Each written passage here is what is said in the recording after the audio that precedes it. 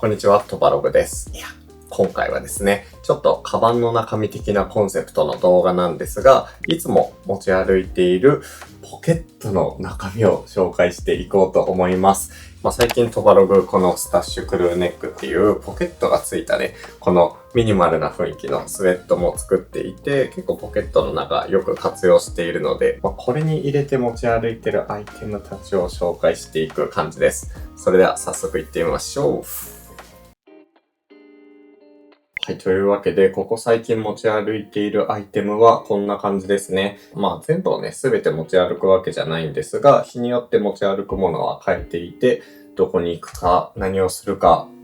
カバンを持っていくの手ぶらなのみたいなところでちょっとね、持ち歩くものを変えているっていう感じです。結構ね、雑多な感じなんですが、早速一つずつ、なんで持ち歩いてるのかみたいなのを紹介していこうと思います。はい、まず最近ポケットに入れて持ち歩いているものだと、こちらですね。これ最近買ったばっかりの Xiaomi 17 Ultra っていう、Xiaomi のスマートフォンなんですが、これカメラがめちゃくちゃいいんですよ。こんな感じで、写真がね、結構もう一眼に近い、そこまでいかないけど、コンデジぐらいの感じで写してくれて、かつ、光学でね、望遠とか超広角とか標準カメラとか割と綺麗な感じで撮れる、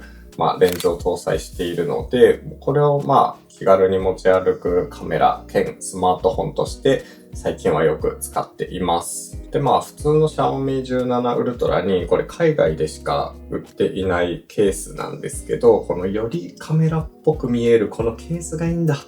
このね、ケースのこのツートンのシルバーとホワイトのこのレザー調の感じの雰囲気がめちゃくちゃ良くて、逆にこのケースが使いたいから Xiaomi 17 Ultra を買ってしまったみたいな、そんな感じのスマートフォンです。ここにね、シャッターボタンとか、録画ボタンとか、それぞれボタンが備わっているんですが、このシャッターボタンを長押しするとすぐにカメラが起動して、こんな感じでね、もうライカっぽく撮れるというか、UI も若干ライカっぽいというか、シャッター音も結構ライカっぽくて、はい、こんな感じの音なので結構気に入ってます。普通にスマートフォンとしても使い勝手がいいんですけど、僕はこれカメラとして使っています。ちなみにこのケースに関しては技的認証を通っていないものなので、申請をして使うっていう必要がありますね。スマートフォンで言うと Google の Pixel 9 Pro Fold がすごく好きで、これをずっと愛用していたんですけど、2日前ぐらいに突然電源が入らず、分鎮化してしまったので、一旦ね、この Xiaomi だけで戦ってる感じです。で、今回のポケットの中身は結構この Pixel 9 Pro Fold とセットで使っていた布陣なんですけども、例えばこのキーボードとかね、あとはこの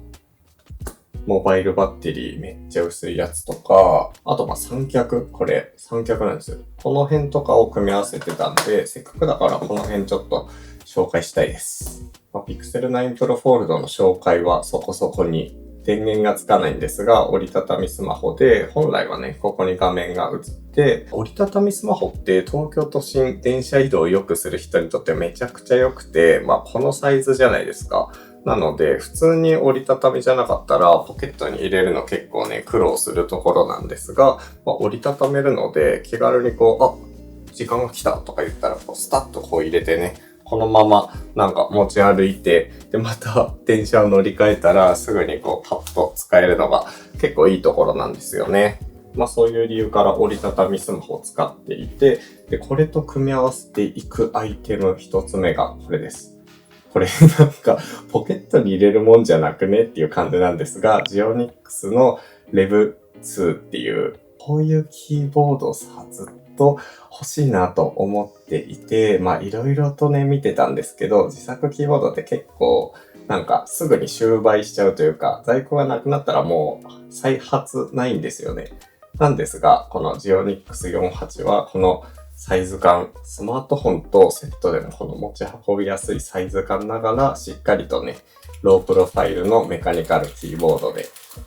割と打鍵感もそこそこいいっていうところから愛用しています。詳しくはこれの動画を見てほしいんですけど、使い方としては、これをね、こうバシッと開くわけなんですよ。ちょっと画面汚い。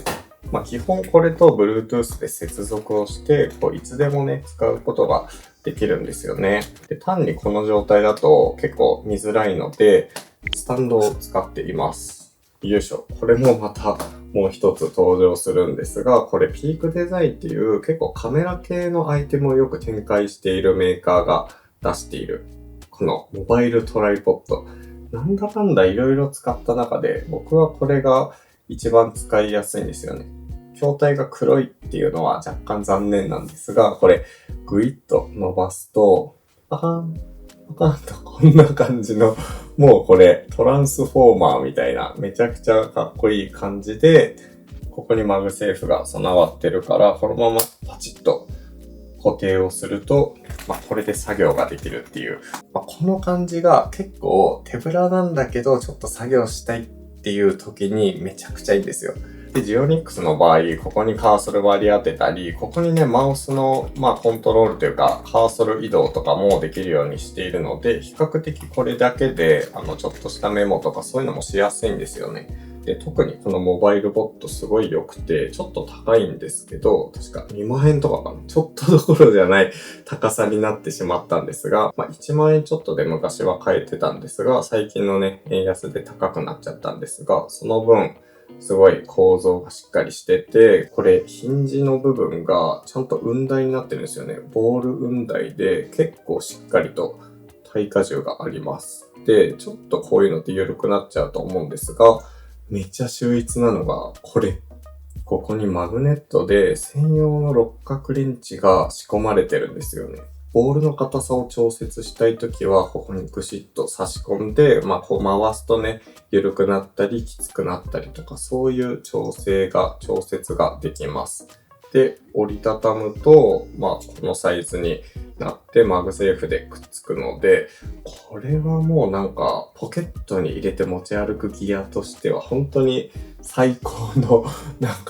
なんていうんだろう、男心もくすぐるし、実用性もいいし、このサイズでこうね、マグセーフの後ろにガシッと固定をして持っていけるっていう、この感じがめちゃくちゃ良くて、最近はこの三つどもえで使っていたんですが、ちょっと2日前に分鎮化してしまったので、どうしようかなっていうところ。スマホで言うと最近こういうね、変なスマートフォンもあるので、これをこう立てかけてこういう風に使うっていうのも、モバイル環境としてはありかな、みたいな。ポケットの中身デバイスとしてはこんな感じです。で、スマホに関しては普通にね、ポケットに入れて持ち歩くんですが、これって結構、カバンが必要なサイズなんですよ。なんですが、この、ちょっとね、宣伝みたいになっちゃうんですけど、このスタッシュクルーネックだと、この後ろ側のポケットがかなり広めなので、ここにガシッと、このままこうガシッと入れて、ちょっとね、膨らみはある感じがするんですが、このまま、ポケットを閉めて持ち歩く。そして最寄りのカフェに着いたら、スポットを取り出して、このまま作業を開始するみたいな、こういうね、取り回しをしています。僕はこのジオニックスめちゃくちゃ好きなんですが、最近だと折りたたみのキーボードとかをよく使ってる人もいるので、それとスマホでセットでね、組み合わせて使うっていうのが、やっぱロマンですよね。何するわけでもないんだけど、ロマン。ロマンです。で、それに付随して、ちょっと前に買ったやつなんですが、これもね、シャオミのモバイルバッテリーで 5000mAh ながら、これ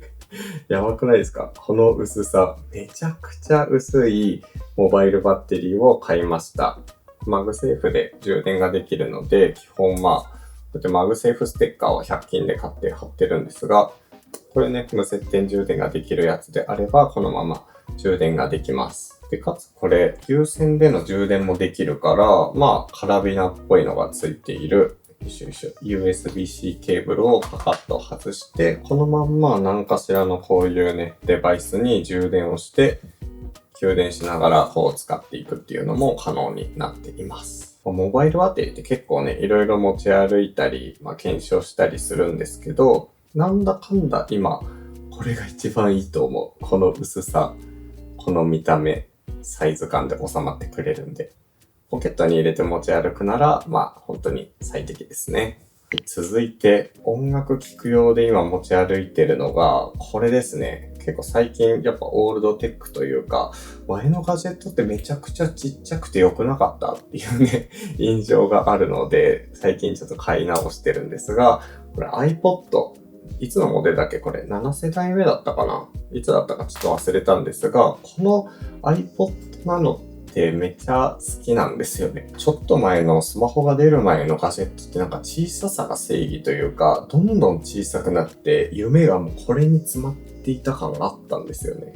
で、最近はまあやっぱ大型化してるんですけど、この時の iPod なのってめっちゃ薄くて小さくて可愛くなかったっていうイメージがあったので、最近ちょっと買い戻してね、使ってみているんですけど、やっぱめちゃくちゃいい、めちゃくちゃいいです。このサイズですからね。いや、この感じめちゃくちゃいい。デザインも最高。昔 iTunes に入っていたこのね、プレイリストたちをこう、楽しむっていうのが結構好きですね。こんな感じで。懐かしいみたいな。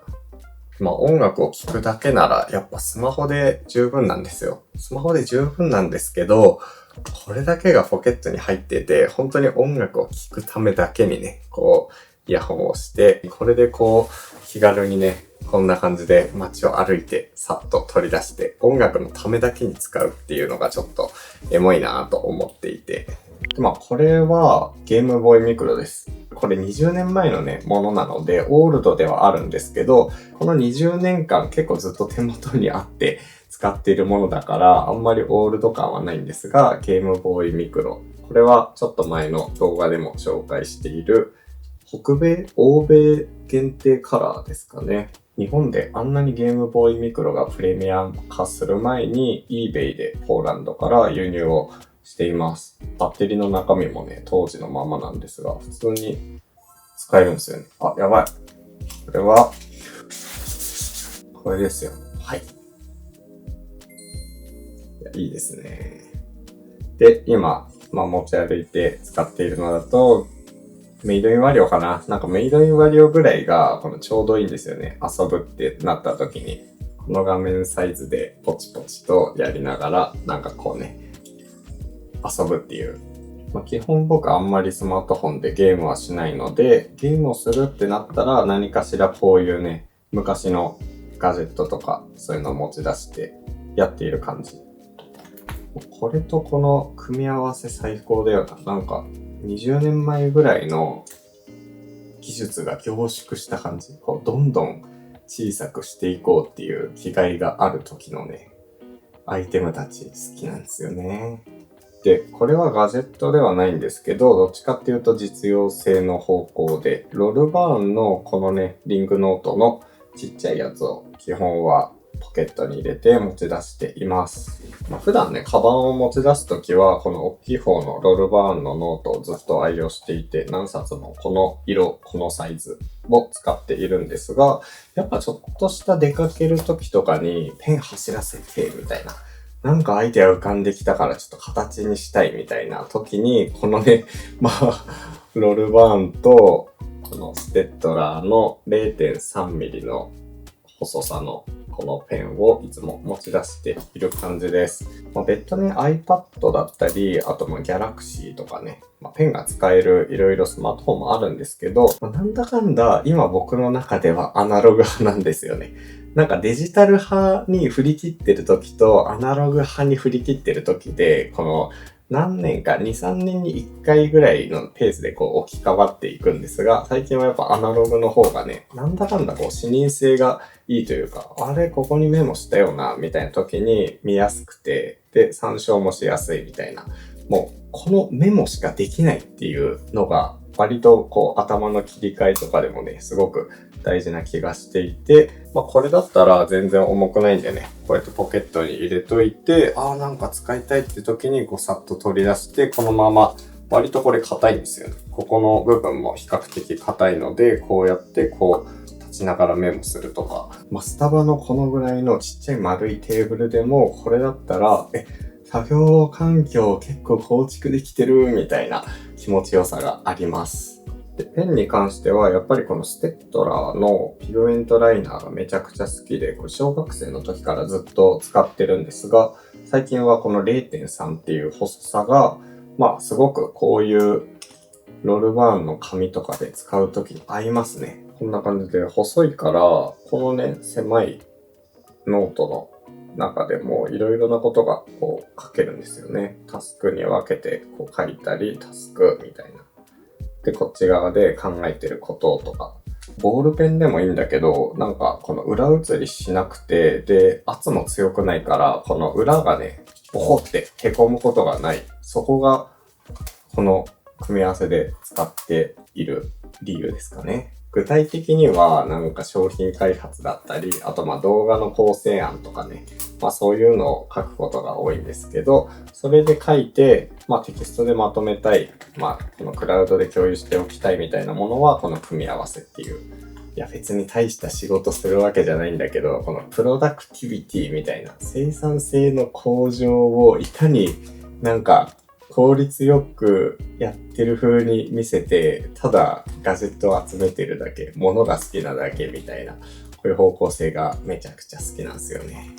はい、続いては財布ですね。財布はそんな語ることもないんですけど、ドリプと開発をしているちっちゃい L 字ファスナープレッソ L のなんかヌメ革っぽいモデルに最近ちょっと衣替えしました。結構季節によってこの色の使い分けをするっていうのが割と気に入っていて、今は春の装いっていうところで、このヌメ革のね、ちょっとナチュラっぽい。これなんかあんまり飴色にならなくて、ちょっとその辺が残念なんですけど、この色でずっと保持してくれているので、これを使っていきます。こんな感じで小銭、エアタグ、カードとかマイナンバーみたいなのを入れつつ、今はこれ別に意味はないんですけど、この中にイコカを入れたり、なんかよくね、こう使うやつをさっとこうピッてやるみたいな、そういうのがしやすいように、外側にね、こういうのをつけたりしているやつですね。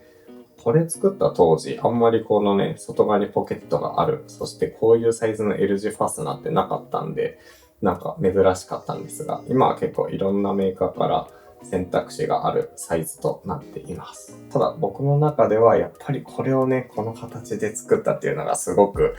意味があると思っているので、これをね、こうやって持ち歩きながら春の装い的なイメージで、こう、あらゆるものをポケットにね、ガシッと入れて、このまま持ち歩くっていうスタイルですかね。はい、続いては、本ですね。本に関しては、スマホでね、済ませちゃう時も結構あるので、持ち歩く時と持ち歩かない時は結構バラバラなんですが、なんかこう、本で読みてみたいな、専用デバイスとか、もう専用の本で読みたいっていう時に、今よく持ち分けているものたち。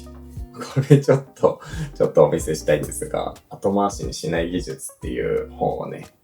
1年前ぐらいから Kindle Unlimited で借りていて、結局後回しにしてまだ全然読んでないんですけど、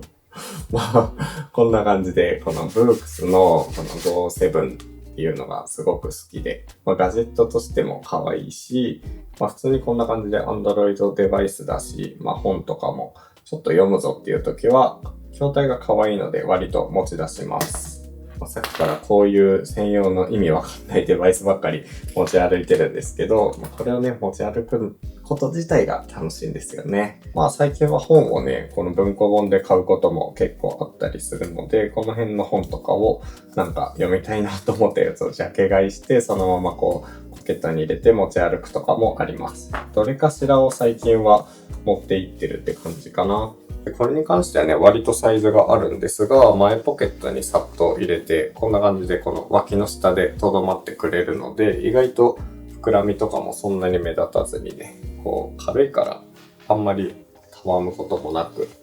さっと取り出して、よいしょ、こうやって持ち運べるのがいいところかなと。